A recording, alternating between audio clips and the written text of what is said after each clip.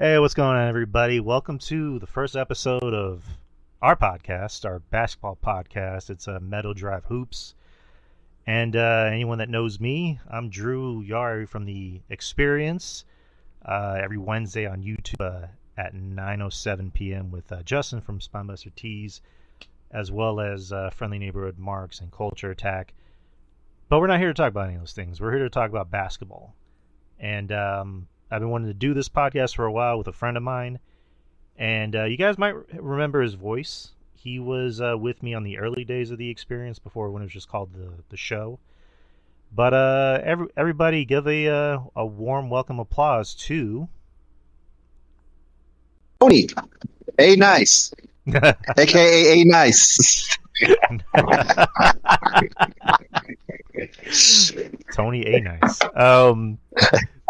But yeah, Tony, say hello to the people. Tell them a little bit about yourself, if you're interested. Hey, Tony. Been a long time Spurs fan for a long time. Been watching the ups and downs over the year, so I kind of grew a liking to this podcast because I feel like we got something going on here, and I feel like we can stick to some sticking points and talk about our silver and black. Yes, sir. And me and Tony, we've been friends pretty much since like elementary school, because we used to live by one another. And we live next door to each other. We don't count the asshole that lived between us. But no, we've been next door neighbors, for a long time. Obviously until I moved. But yeah, we've been. This is actually something we've been talking about for a long time. Not necessarily a podcast. I think it's before podcasts were even a thing. It was more so like we wanted to just do maybe like a YouTube channel together. And like I mentioned earlier, he was actually, Tony was on the earlier days of The Experience, back when it was called The Show. Then you guys can look those up. It's literally like the first, like maybe 2 or 3 episodes, I believe.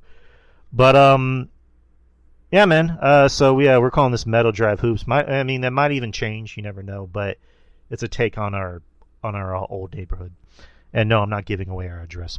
But anyways, so what do you want to start with, Tony? So we can start out the topic at hand. Actually, I think you should start it off with that one topic you want to start off, because I'm going to just shift all the way over to the Spurs. And I think it's a good way for you to start off with the gambling expedition we got going on, and then we can transition to just talking about San Antonio. All right. So we'll get the big story out of the way because it's a big story. So anyone that doesn't know, I think literally on the first day of the new season, it already came out that multiple NBA figureheads, past or present, current players to ex-players to coaches, were involved and charged with being involved in gambling. They're being indicted, and there's more names to come. I think Kevin Garnett was just named, like a possible person. But so I have a list of like the individuals and their charges. So the first one is Terry Rozier, current guard for the Miami Heat. He was accused of providing inside information, including a plan to leave a game early with a quote-unquote injury, to allow co-conspirators to place profitable under-prop bets on his stats. Currently, he's on immediate leave by the Miami Heat, and he just literally played a game last week. So that's fucking insane. Can I cut in real quick? Go ahead. Just real quick. How demoralizing is it for you to have a team and you're playing against somebody, but somebody on your team is playing against you? How demoralizing is that? Like, your team is trying to win, but you have a mole in your plans and preventing you in shaving off points potentially. Like, how demoralizing is that, Drew? I agree. Like, that's something you can't come back from. Like, to me, I wouldn't trust that guy. Like, if he was my teammate, I wouldn't trust him. I'd be like, trade his ass, because I don't want to be around him. Because how are you supposed to trust someone like that anymore? You know what I mean? Yeah. Like rigging games intentionally, and I think his punishment, I think I almost should be, I think that's underlining a lot of people's bottom lines. I think he should be expelled from the league, like with that type of behavior. No, I agree. I very much agree. Yeah. Chauncey Billups, who the current, or maybe was, the coach of the Portland Trail Blazers, accused of participating in and acting as a face card, a celebrity lure, for a network of rigged, high-stakes poker games with ties to organized crime, placed on immediately by the Blazers. Currently, Thiago Splitter, a former Spur, is the head coach of the Blazers, so good for him. Chauncey Billups was seen at a hearing wearing a hoodie that said Rich Paul on it. So that's pretty telling. Yeah, and real quick, if nobody knows what a face card is, so basically what a face card is, Chauncey Billups is a household name for the most part. If you follow basketball over the years, you know who Chauncey Billups is. So a face card basically is, it's like they'll have, and he was involved with the mafia. This is, these are the facts. So what they would do, a face card is, it's like basically somebody on a billboard, like, hey, Chauncey Billups. Oh yeah, I know him. Yeah, why don't you come gamble with us? Yeah, come on. So they would use him as kind of like a billboard or an advertisement or like kind of like a figurehead to lure other people into the gambling table because his name was Chauncey Billups and you just want to be around him. He's the basketball player who won a championship, all that good stuff. So they used him to pull people to the table to get in fixed, rigged games. So, yeah, that's pretty much how that went. Go ahead. Yeah, but yeah, the whole thing with the hoodie is, I don't know, kind of telling. Maybe it's just kind of this silent way and not so silent way of calling out a certain agent and his big client whose name shall not be mentioned. And I can say, I'll say it. Yeah, LeJean Brames. Is that his name? Yeah. So I think kind of with that, and he had the Clutch Sports hoodie or whatever. That is kind of, I think that's signaling off to LeBron James and all of his, camp that, hey, if you don't get me out of this mess, I'm going to start snitching. That's the way I'm looking at that. So, you slice it away, but LeBron James' name did come up in the report with Damon Jones because they're apparently like best friends or something like that. So that's something to look out for. That name's actually coming up. Damon Jones, the quote-unquote best shooter in the league at the time. Oh, yeah. I forgot about that. Former NBA player / assistant coach. Charged in both schemes, accused of providing inside information for illegal sports betting and helping to lure wealthy gamblers to rig poker games. The story with him, I think I might have it on here, but let me remember off the top of my head. So the story with him was he was apparently telling other teams or people that LeBron wasn't going to play in a certain game. And again, whatever LeBron's role is in this, we're not sure. So I don't want to allege too much. So I'm just going to say allegedly. But for all we know, maybe LeBron just texted him, say, hey, I'm not playing tonight because of A, B, C, and D. And maybe Damon took that as incentive to let his bosses or the organization that he's working for know, hey, you can bet on me because LeBron's not playing, so you're gonna make big money. I was listening to Shannon Sharp talk about it, and apparently a lot of these guys weren't even really making that much money off of it. Like I think Damon Jones was only making like I don't know, $2,200 off of these bets, and it's like, yeah, go ahead. I don't mean to cut you off. You're making millions. Why gamble with that? There is, I don't know. Is it a greed thing? Are you addicted to gambling? Like there is, like if me, I'm just going to speak for myself. If I had like 5 million plus, I wouldn't be thinking about gambling in that way. I'd be thinking of ways to conserve it and build more off of it. So I don't understand what the fascination of this gambling epidemic is, and I'm seeing a lot of Prize Picks, a lot of DraftKings, like it's posted on like a lot of ads on ESPN, and stuff like that. So I don't know, and it came out of nowhere because betting on games back in the day used to be taboo, and now it seems like you can just, it's a click away or an app download away, and you can just do a parlay or a slip. So I was really confused when it started getting integrated as of recently, and we're old heads. Drew, you know that this is all new. This gambling conversion into sports, right? Well, I can explain it. It's an addiction. You know, it's like people that are alcoholics or drug addicts, or there's also food addicts. Nicotine. When you can get that high off of something, like whenever you're, for example, like if you're gambling and you make $50, it's like, okay, what can I do next? Can I make $100? Oh, I made $200. I wonder if I can make more money, because I want more money. I want more and more and more power.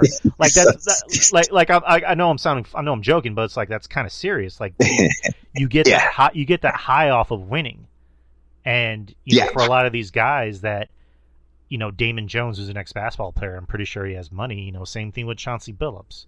For them it's a high, and also not to skip ahead. A lot of this is a big chunk of this is, linked to the mob. So, for all we know, maybe it was a thing of like they told him, do this or else. We'll hurt someone you care about. We'll blow up your house, or blah blah blah. So yeah, that's basically what it is. Like, it doesn't matter how much money you have. If you're addicted to something, like, it's nothing anyone can say or do is going to stop. You have to stop yourself. You have to go cold turkey. And you shouldn't even be having conversations with the mob. Like, let's just be honest, cut dry, period. That's the only way I can slice it. Like, you're a professional athlete.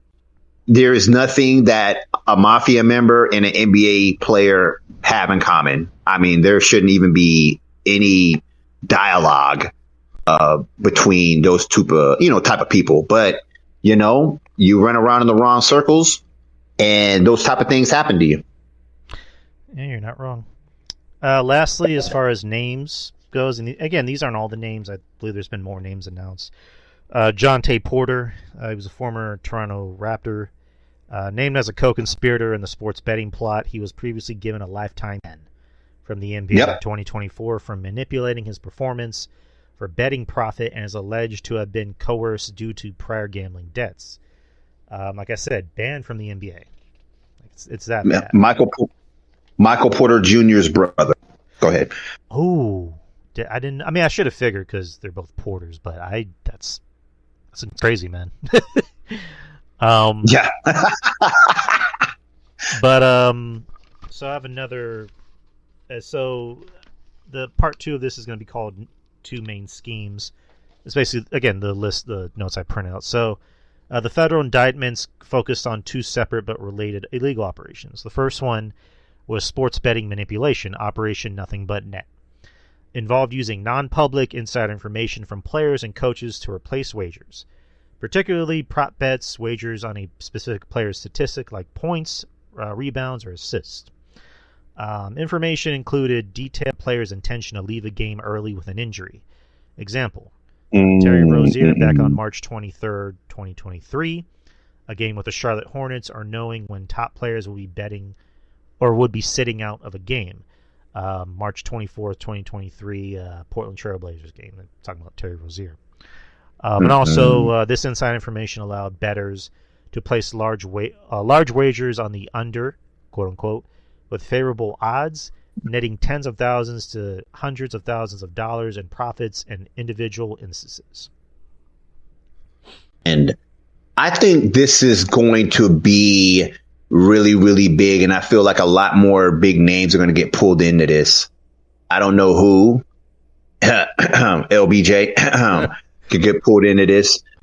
And I think also something to look at, I don't mean to cut you off real quick, I just want to say this. The fact that this is happening and LeBron, he potentially wants to own a league that's going to be competing against the NBA, doesn't surprise me why a lot of these allegations are coming up. So I'm just saying this for the record. LeBron James in the past, he better have his nose clean. He better not have ever cheated on his wife. He better not have never ran a red light. He better just have his nose clean, because, when you start going against the powers that be, and potentially what this league could do is it could take away draft picks from the NBA. It could take away current players like a Kevin Durant or Giannis. I'm just throwing something there. And it could take away a lot of what the NBA has built, and, pull away a lot of star players and future talent coming out of college. So, and you're biting the hand that feeds you. You have what is it? You're getting, funded your whole life through the NBA, and you want to go against them. So, watch out for a lot of, things on the cusp. I don't know. I'm just saying, you just want to kind of watch out for that type of stuff, because you don't want to compete against the powers that be. Right. And it's like, to kind of piggyback off of what you just said, it's like what happened with the University of Michigan, where, the Fab Four thing, where they had that booster, and they ended up getting all their fucking like achievements and like banners and championships taken away. So LeBron, again, don't want to speculate anything, don't want to say too much about it, but it's like, you want to start a league and then this shit comes out, it's like that's all I'm gonna say. Awfully convenient. No. I love convenience. Yeah. Rigged poker games. Operation Royal Flush involved operating a network of high stakes, fraudulent poker games across the U.S., including Las Vegas, Miami, and New York. These families were allegedly backed by members and associations of prominent mafia crime families: the Bonanno, the Genovese, and the Gambino. Ooh. Sophisticated cheating technologies were allegedly used to rig the games, including modified shuffling machines, hidden cameras and chip rays, and X-ray equipment, defrauding victims out of an established over $7 million across 6 years, dude. So like I mentioned before, I was listening to Shannon Sharp talk about it, and he mentioned the X-ray equipment. So this is literally something you can put under the table, and like you can actually see what someone's cards are. So yeah, that's how that shit works. It's insane. And then the league responds. Of course, we already talked about it. The scandal has reignited the debate over the league's close financial and promotional ties to the rapidly expanding legacy sports betting industry. So, ESPN took off the portion on their graphic that says ESPN bets. So, yeah, it's getting weird. And I just want to say something real quick. The NBA had launched an investigation on Terry Rozier, and it came out clean. So now, obviously, the case is reopened for whatever it is with Terry Rozier, the FBI. So it just begs the question: how far did they dig into probing what was going on with Terry Rozier? Like, how far? Like, was it like kind of like a minimal, hey, let's just check out your cell phone. Okay, cool. You're good. Because apparently they missed some information. And, the commissioner of the NBA, he's been known for kind of like giving light sentences and, kind of like brushing things off as if, it's not a big deal. So, he's, he's softball. Let's just call it what it is. It's very softball. So, Adam Silver.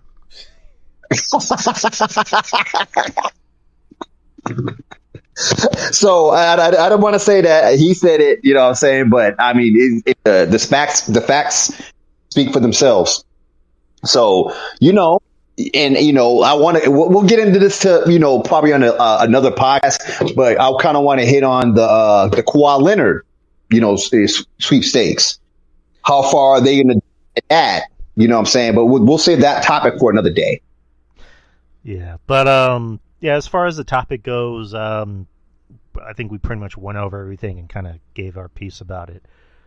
But yeah, again, this is ongoing, and like Tony mentioned, there's going to be more names to come, and whatever comes up, we're obviously going to cover it here. So Yes. let's move on to less, stressful things. Yeah. So the NBA season started recently, and like we mentioned before, we're from San Antonio, and we're big Spurs fans, and the Spurs are so far they're doing pretty good. They're 3-0. It's the first time they've been undefeated since 2019, or started off the season undefeated since 2019.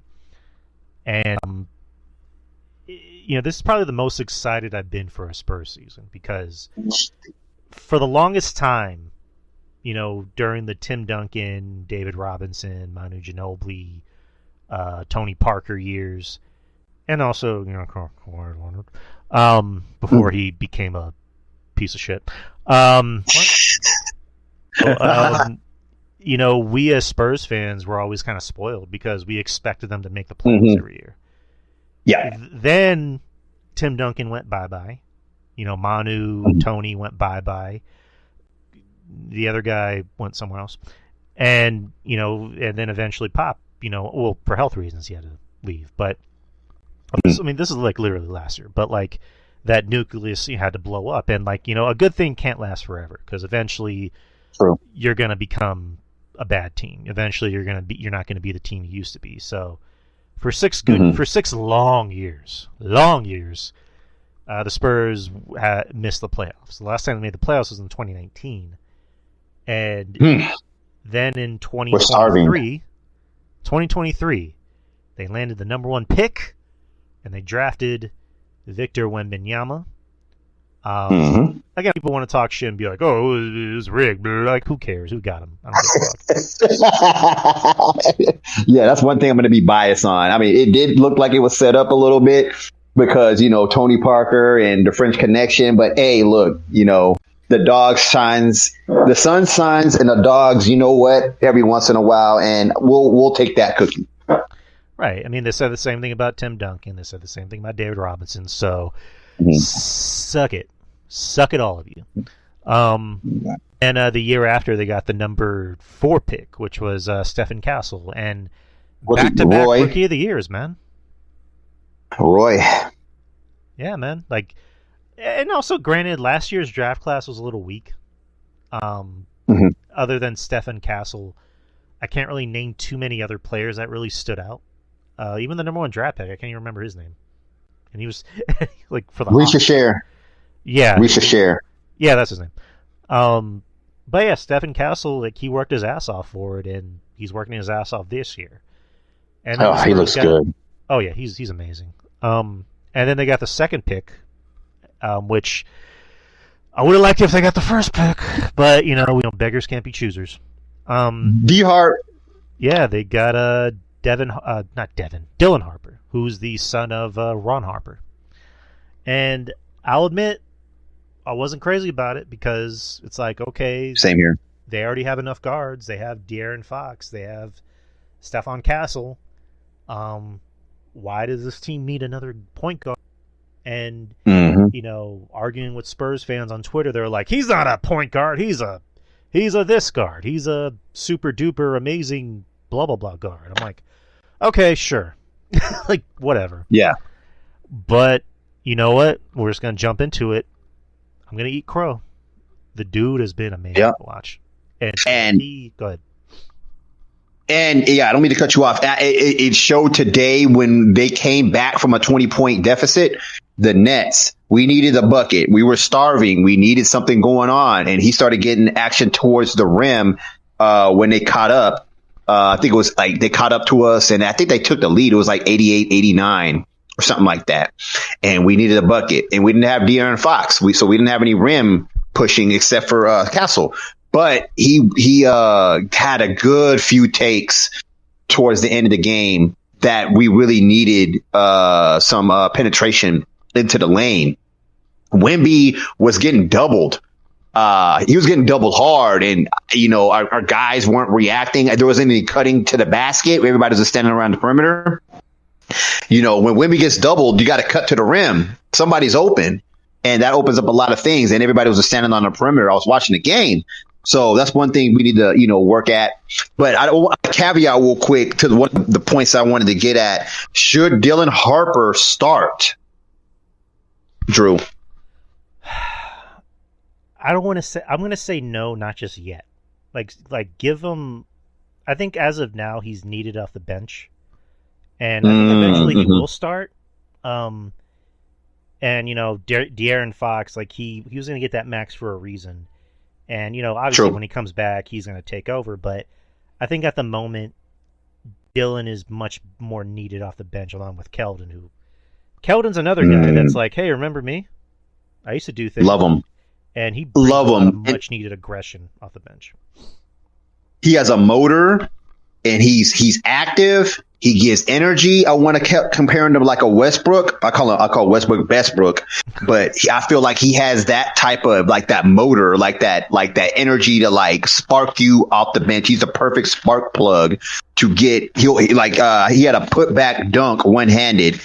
He just has that electricity, and he has a unique role. He's coming off the bench, but he's one of the leaders. He's a leader on the team. He's the oldest. He's the longest tenured San Antonio Spur on the team, and he has experience. He has a gold medal.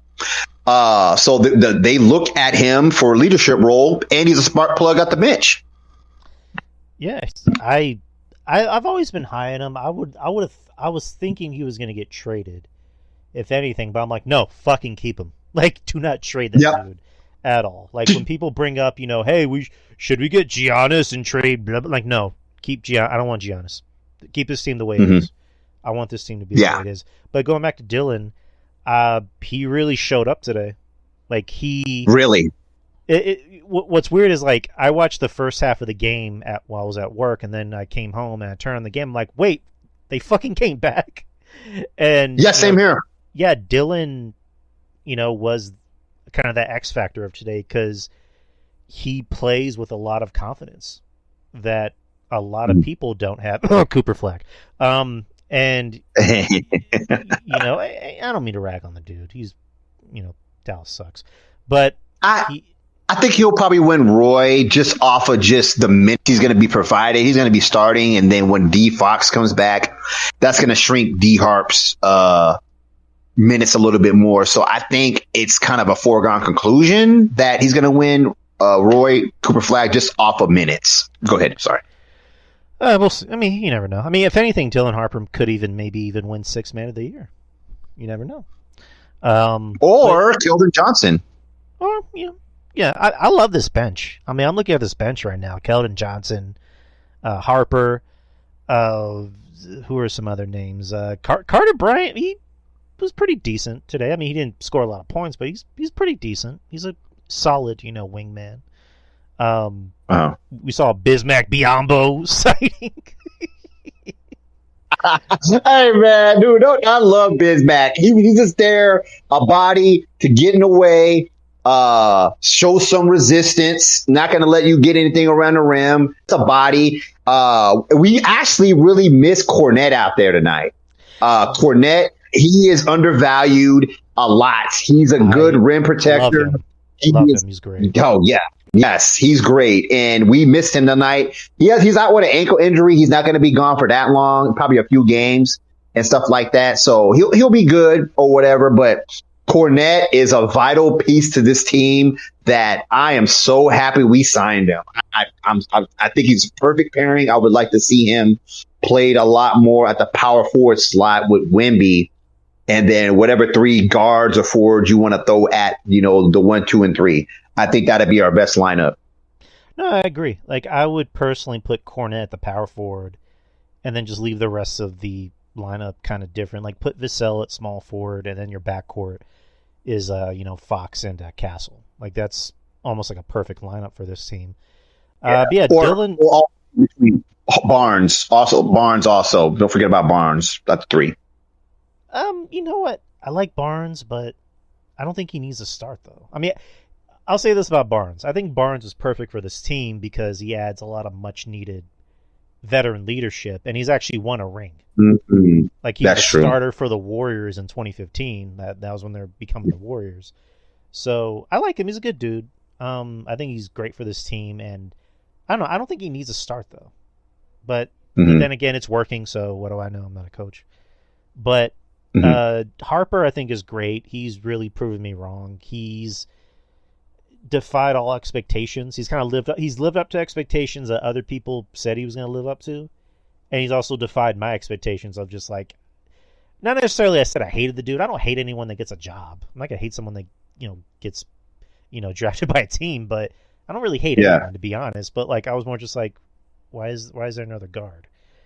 But he's won me over. He's really won me over. So good for him. And then of course the rest of the team, Vic, the dude is just scary. Like every year he's just gonna get better and better. Yeah.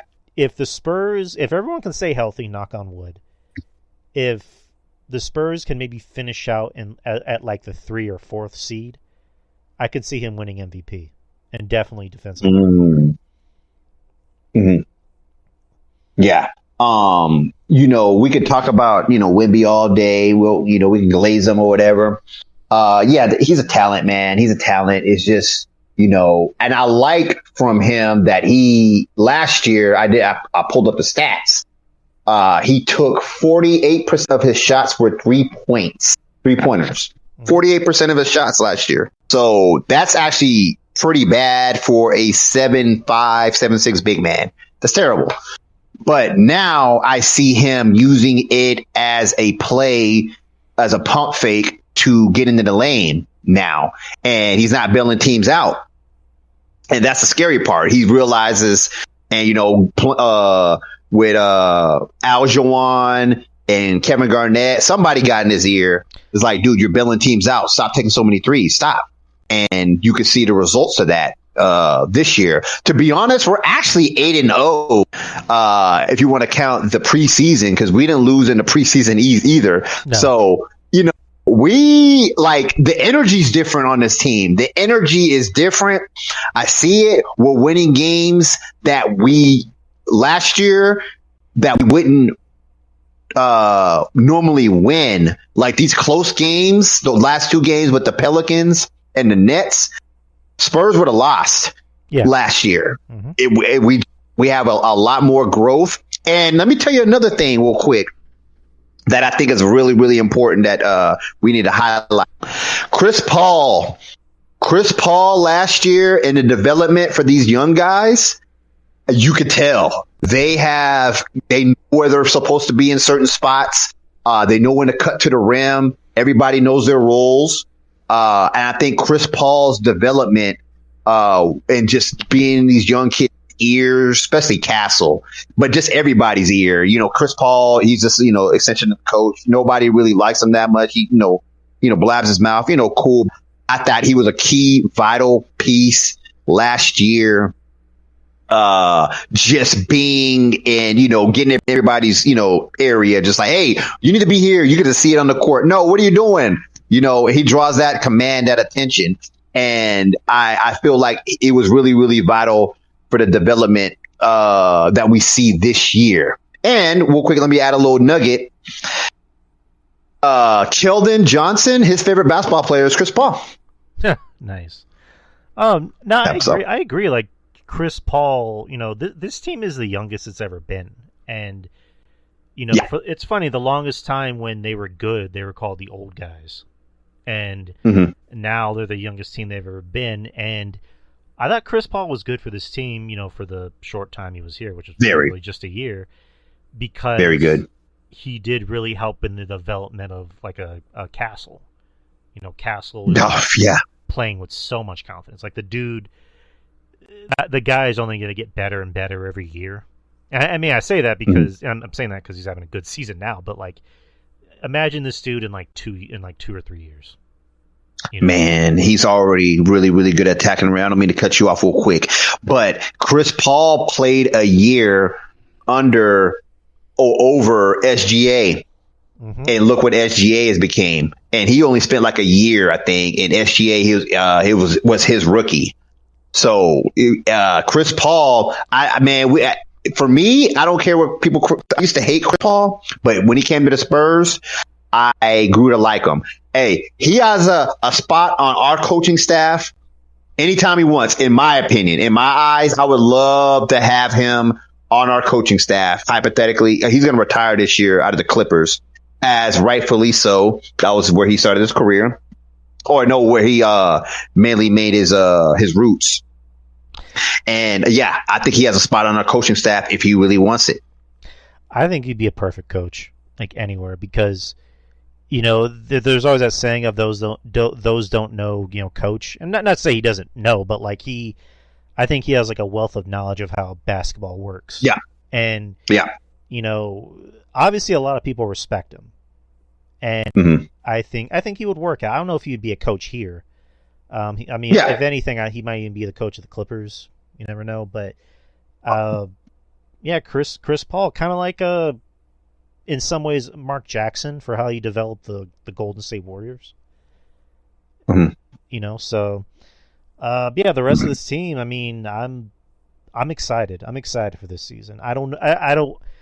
For all we know, like, because I know tomorrow they're playing the Raptors, and they're going to be in San Antonio. So I don't know how that's going to work out. I can see them maybe benching some guys because they usually do that for back-to-backs. But then again, that was the top mentality. But I don't know. Raptors. We played the Raptors. You said Rockets. No, I said Raptors. Oh, I think you said the Rockets. Okay, my bad. Sorry. Yeah, Raptors tomorrow. So, but yeah, I mean, our Spurs are looking good for now. I mean, it's only 3 games. I do have some concerns, like I usually do, like we all do. I think the Spurs need to do a better job at learning to tighten up leads. Because today, for example, today, for example, they had a 26-point lead, and they almost lost it. And this time last year, if they would have lost the lead, they would have lost the game. And luckily, they learned how to, win the game. But and granted, in the NBA, a 20-point lead doesn't mean shit anymore. Like back in the day, if you're down by 20, then there's no hope for you. Like if you're down by 20, it's like, yeah, we'll be back in like 5 minutes. But in this case, it's like they need to learn how to keep that momentum and pace going and stop turning over the ball. And by stop turning over the ball, I mean stop making bad passes. Like if you don't have a wide open man, either try to call a timeout or find somebody else. Don't try to force a round peg into a square hole. Go ahead. Yeah, real quick, man. That dude Cam Johnson, he was unconscious. Oh my goodness, he made a fadeaway 3 into the sideline. And I'm just like, dude, like, can you miss? Man, that dude's a talent. Cam Johnson. They had like a contract negotiation over him during the summer, and they didn't want to pay him as much or for whatever it is. But man, we could not stop that dude. Like, I fully got a full course meal on exactly who that dude is, and that dude is good, and no one can stop him. He was just doing whatever he wanted to do. But MPJ, Michael Porter Jr., he was struggling a lot, so that kind of bailed us out a little bit and stuff like that. He was struggling with a shot, but he's going to be able to as many shots as he wants to take with this net team moving from the Denver Nuggets. But I just wanted to, caveat, just Cam Johnson. We couldn't stop that dude. He had 40 plus tonight. Yeah, that was insane how that dude was just going off. And it's weird because like I don't mean to rag on the dude, but like he kind of just like an average NBA player or just a basketball player in general, and it's like the dude is averaging 24 a game and he dropped 40 today. So, again, I hope that dude gets his money or goes somewhere else where he can get that money. But like I was mentioning earlier, just they need to learn how to tighten up games and also just learn how to close out games. Because was it on Friday against New Orleans? Like they were up. There's a point where they're up by 8 with I think like a minute to go, and then they lost the lead and went to overtime, and luckily they won. But then that was another thing of like they were up by 6. And they just kept allowing New Orleans to cut the lead again. And it's just like, again, they need to take care of the ball better. And, maybe I'm being too harsh and it's the beginning of the season, but it's like, you guys need to learn from your mistakes and tighten this shit up. Because, you could have very well lost Friday's game. You could have very well lost today's game. So, but I'm glad they didn't. I'm glad they won, obviously, but they were kind of like ugly wins, if that makes sense. Yes. Yes. And go ahead. No, good. I was finished. Okay, cool. I just want to run down like kind of the points the talking points, and we'll just do a little rundown. We don't have to, stay on the topics too long, of the ones I had kind of, bullet pointed. So real quick for you, question, and I'll answer it too. Where do you have the Spurs seated this year? If we were, your projections. I think if they can stay healthy and keep up this momentum, it's anywhere between 3 or 4. Wow, that's high. I don't see them taking over Oklahoma City. I think Denver is still another team to look out for always, because of just Jokic in general and also Jamal Murray. Houston's kind of weird because they actually, let me pull up just the NBA standings in general. So Houston's 0-2 right now, by the way. They haven't won a game. Okay, so the West, let me just kind of run through it. Dallas, Anthony Davis really isn't the Anthony Davis of old. Klay Thompson isn't really that guy anymore. Kyrie Irving, once he comes back, I don't think that'll be enough. So that's why I kind of feel bad for this kid Flag. Because it's like, we talked about rigging earlier. Like, fuck, that's like the Dallas Mavericks getting the number 1. That's like, if I wanted to show somebody the definition of rigged, I'd be like, look at that shit. How did a team that had a winning record and that technically made the playoffs, play-in tournament, get the number 1 pick?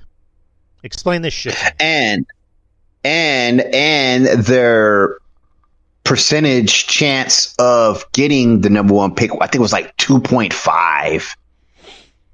It was 2.5. So yeah, that's just weird unto itself.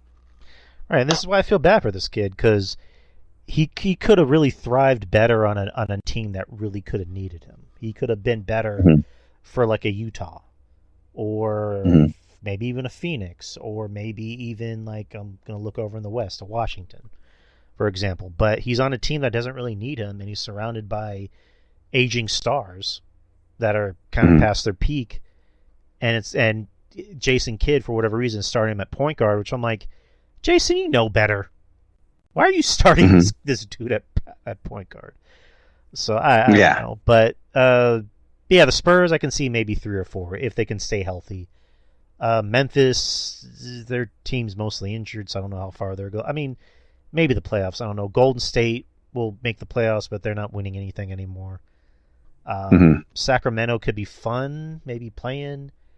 Utah, no. Portland, no. I just said Denver, yeah. Lakers ain't winning shit anymore, but they'll still make the play-in or the playoffs. Clippers ain't winning shit anymore. Or Clippers ain't even winning shit in general. Minnesota could maybe break that top 6. Phoenix, they will. Houston will probably be in the top 3. And New Orleans, no. But what about you? What do you think is going to happen?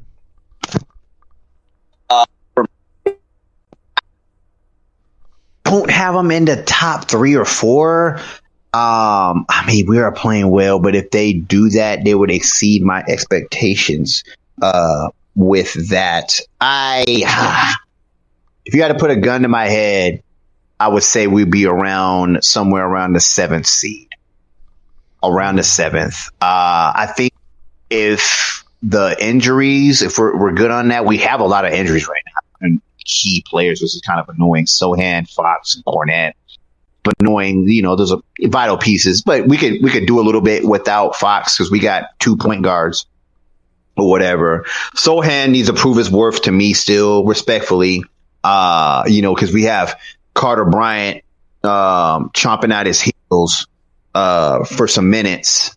And, he's, I don't know if you saw, he almost had like a putback dunk or a dunk. he's there. I mean, and I don't think that they're talking about him going to play in the G League. And I was just like, I don't know, man. I think this guy could run us some minutes, but he'll have a lot more playing time down there. But I don't want to see it. I feel like he should, play over here with us because I see the talent is there. But if you had to put a gun to my head, I would say 7 seed around there. I don't see us in the play-in this year because like I said, I think the energy's different. Energy's different here. Now we're coming in and we have some spark plugs and we have a lot more depth. And that's one thing I'm really excited about. One person goes down. De'Aaron Fox back, last year when he got injured, he's always injured.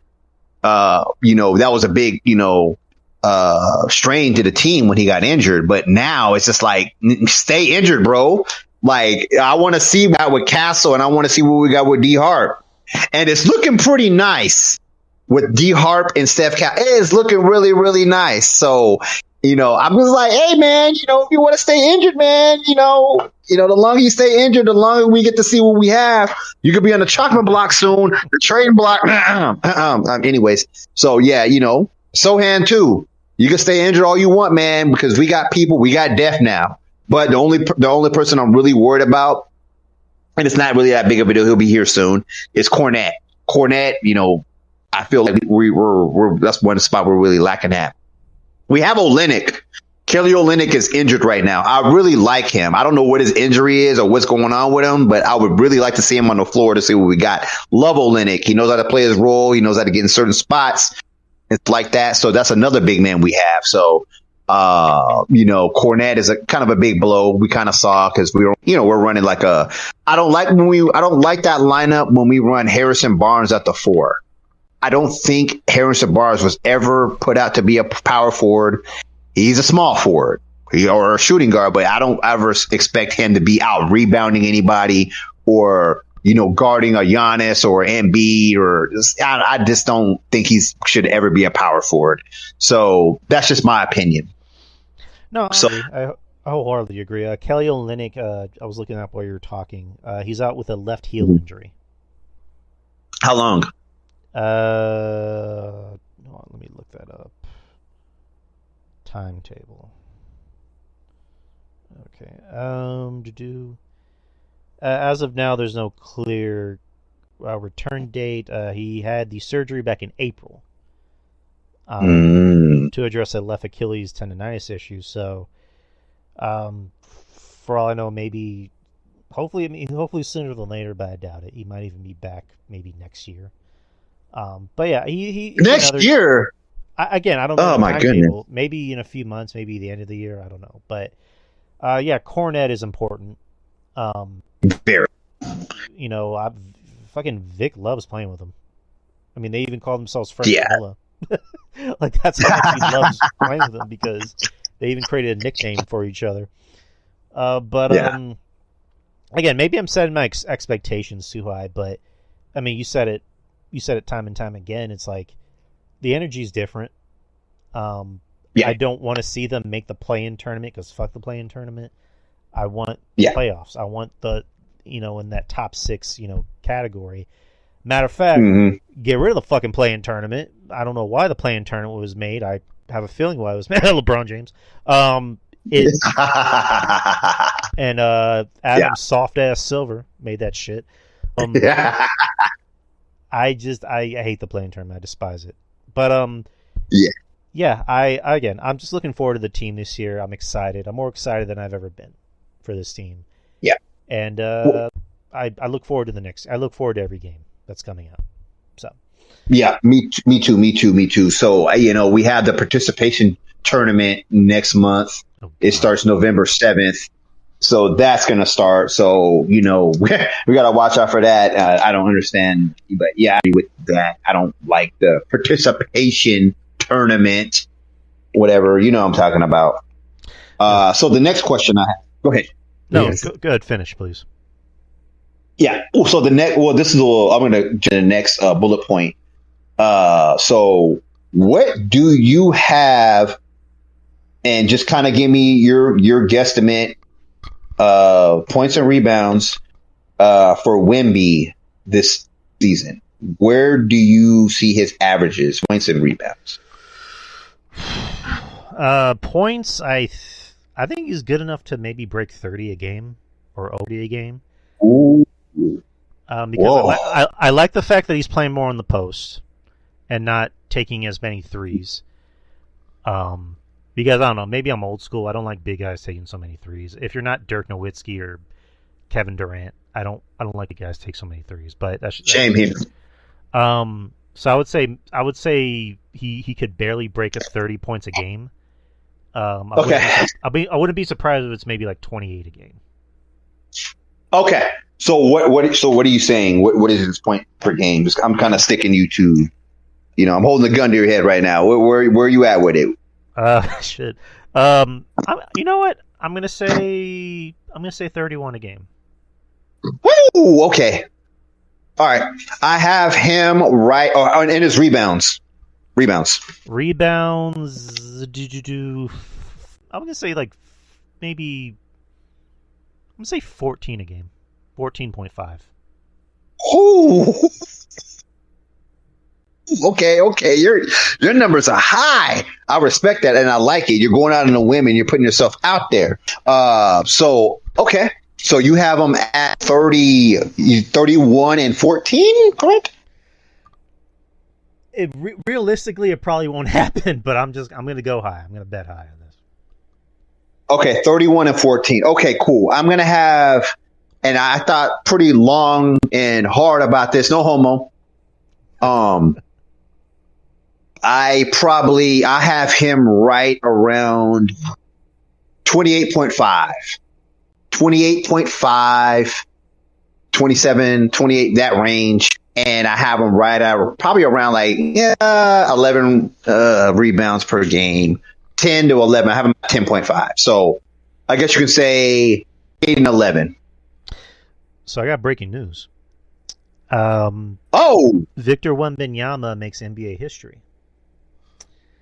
He becomes the first NBA player in the history of the league to record 100 points, 15 blocks, and 40 rebounds through 3 games. Whoa. Wow. And I have a question for you. Go ahead. Do you think that he will be the first player ever to record a quadruple double? Well, he's not the first player ever. I think David Robinson did that. Didn't Tim Duncan do that and they took away? I believe so. The rebound? No, I think maybe he was like a few shy. I remember that was in the 03 NBA Finals. I think he needed like a few more, either rebounds or blocks. But no, I'm David Robinson. He got the quadruple double, if I'm not mistaken. I didn't know that. I think they took away like a rebound from Tim Duncan. He was one off. He had it, and they didn't count a rebound for him. That's crazy that all of our players that have the potential to have quadruple doubles are on the Spurs. That's crazy. Okay, so NBA players that have recorded a quadruple double. David Robinson, February 17th, 1994, 34 points, 10 rebounds, 10 blocks, and 10 assists. Hakeem Olajuwon, March 29th, 1990. 18 points, 10 assists, 10 assists, 16 rebounds, 11 blocks. Another Spur, Alvin Robertson. This was on February 18th, 1986. 20 points, 10 assists, 11 boards, and 10 steals. The first player to actually do it ever was Nate Thurmond for the Chicago Bulls. Wow. October 18th, 1974. 22 points, 13 assists, 14 rebounds, and 12 blocks. Wow. Well, there you have it, folks. There you have it. That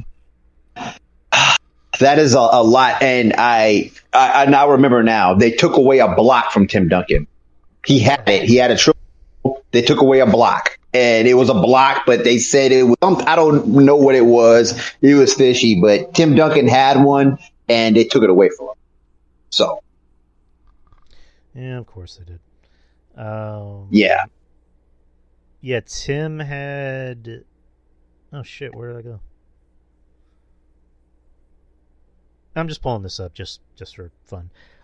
Tim Duncan had he had all right 21 points, like his number, 10 assists, 20 rebounds, and 8 blocks.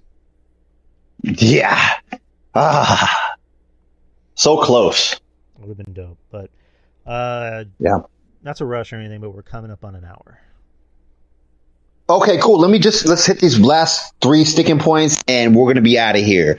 Okay. So, Sohan, what do you think about him as far as him getting in the rotation?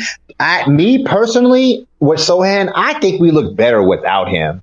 Agreed. Like, we're able, like, we got people that can shoot shots when they're open. We don't have to worry about like somebody being offensively challenged. The ball flows more. And don't get me wrong, he's a good defensive presence, but there was a report that came out that Spurs didn't offer him a contract extension, so it's going to bleed to the summer. Like a kind of a prove it deal, like, hey, like, where are you at in your development? I've been calling for this dude for a while because I've been seeing him and I've seen some flaws in his game. And if I were to put him in a category, it would probably be more like a Bruce Bowen type build. Obviously, I don't think he's a better defender than Bruce Bowen or whatever. No.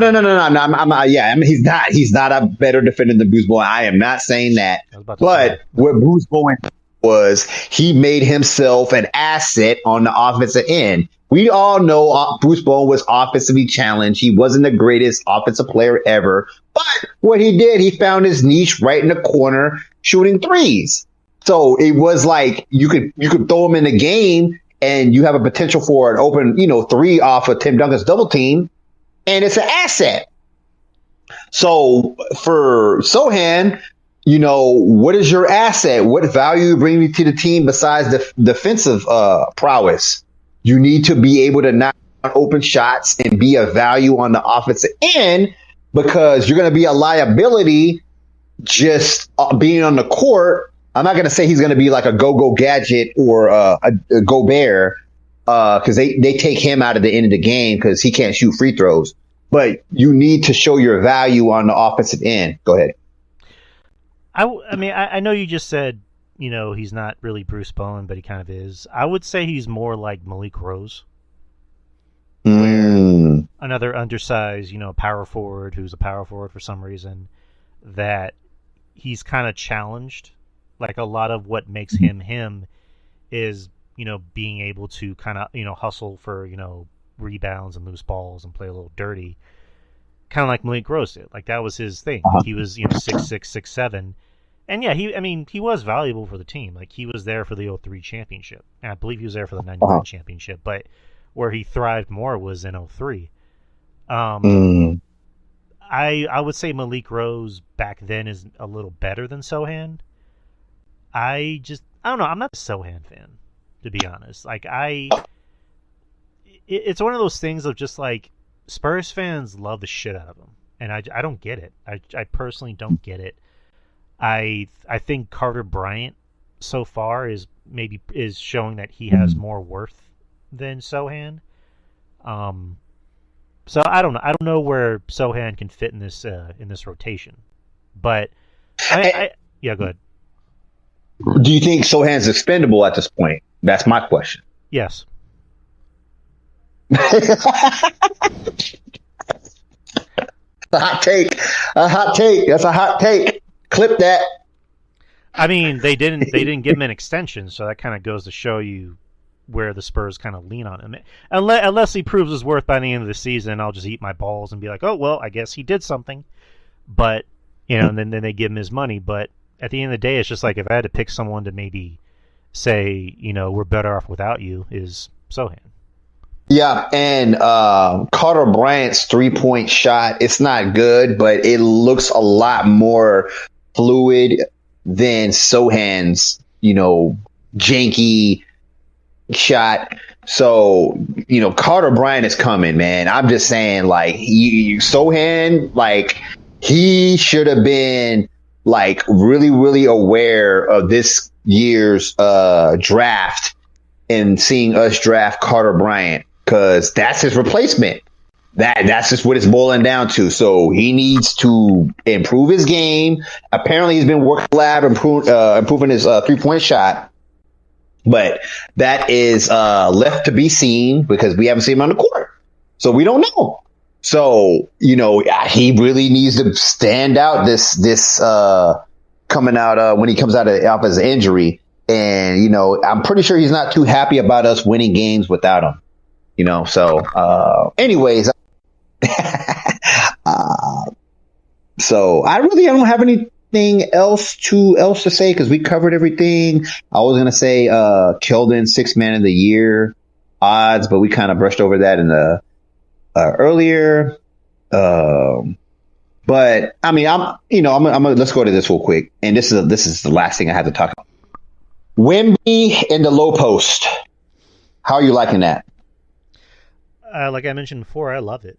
I'm kind of, it seems kind of douchey to say old school, but I'm old school in a sense where I'm just like, your big men should play in the post. Big men that shoot threes. If you're not Dirk Nowitzki or Kevin Durant, it's like, I don't want to see you shoot threes. You know what I mean? There's this video of like Stephen Curry going, "Stop tagging me in videos saying that I ruined the game. Like, I shoot threes because I'm good at it." Like, not everyone should be shooting threes. And like, he's right. I don't like when Karl Anthony Towns shoots threes. I remember Shaq, got on him for that. Same thing with Embiid and Jokic. I guess he's kind of okay, but like I think he's more of like a hybrid center. But like for Wemby, I like the fact that this dude is 6'7", or not 6'7", 7'6". I mean, he might even be 7'7". And you should easily be posting motherfuckers. You made Anthony Davis look tiny. Yeah. This dude was like once dominant, and now he just looks like a bitch. I mean, I don't want to say bitch, but like he looks tiny compared to you. Like everybody looks tiny compared to you, and he needs to get better at ball control whenever he's in the post, because they're still finding ways to strip it away from him. So he needs to get better at handling it. Handling balls. Real quick. Yeah, no homo. And I've noticed that in this last game against the Nets, they threw it to him in the low post. He's just standing there for like 5 seconds waiting for the double team to come. Dude, as soon as you get the ball, you need to make your move. Make your move, turn baseline or dunk it or something. Like, you don't need to wait for the double team to come. You need to make your move. Like stop waiting and looking. No, like the good players, they know when the double team's coming and they make their move immediately. Like, there's nothing to wait for. Just do and play basketball. So as long they're waiting for you, and that actually gives them an advantage because they're able to set up their defensive scheme because you're waiting on the defensive scheme. So why not get on early and just go into your move real quick and go baseline and make your move? So that's one thing that I saw in Wemby he needs to work on, but that does come with time. No, I agree. I think he's only going to get better. It seems weird to say only year 3, but like, Rome wasn't built in a day. So I think that's something he really needs to improve on. And I do love the fact that he's not taking so many threes. He still takes threes, but like last year was almost like ridiculous. But how many fucking threes he was taking? There was a point where he would literally just be waiting at the three, like in the corner. I'm like, dude, you're 7'6". Get in the post. Like, if I was his point guard or his coach, I'm like, you're fucking 7'6". Just get in the fucking post and back somebody down. All you literally have to do is just turn around and like do a hook or whatever. I mean, I know it's not that easy, but like, I'm like, dude, post. Get in the post. Like, stop waiting at the 3-point line. Get in the post. Like, Jesus Christ. Like, that's just how I feel about it. That's my thing. Yeah, and I completely wholeheartedly agree with you. Like, I have no qualms on what you just said, and I'm just so happy somebody got in his ear this summer, and we're seeing the fruits of labor. We're winning, like he's getting dunks. This dude, I don't know if you've noticed, this dude put like on 10, 15 pounds of muscle, and you can see the definition in his arms. I mean, he's still kind of a string bean, but no, this guy, he's bullying people in the post now, and it's scary. So I like that he's lowering his shoulder, using his superstar status. Yes, he's a superstar now. He is a superstar. That's a hot take, but no, he's a superstar right now. And he knows he can get calls. So use that superstar status like Zion Williamson did against the Pelicans. Get your calls. You're going to get some calls and use it to your advantage. That's who you are. So, his development is coming along really, really fast. We're 8-0. I know.